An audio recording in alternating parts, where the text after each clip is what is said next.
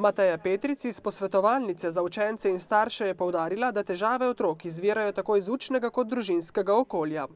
Potem otroci to doživljajo in izživljajo na čustvenem področju, se pravi pogosto želim izpostaviti to, da so težave pri otrocih kombinirane, začnejo se ali pa najlažje iz težave, ki se jih najlažje najprej prepozna in izpostavi, so učne težave, na to so pa pogosto nacepljene tudi čustvene, vedenjske.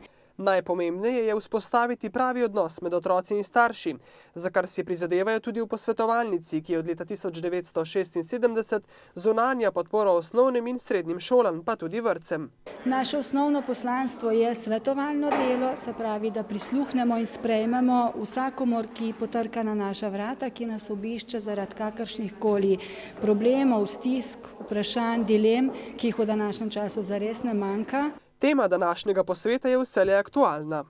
In otroci, ki praviloma izstopajo po določenem vedenjskem vzorcu in podobno, pa ne sodijo v kategorijo otrok s usmerjeni ali posebnimi potrebami v tistem najožjem smislu, velikokrat ne vemo, kje so vzroki, zakaj se otroci tako obnašajo.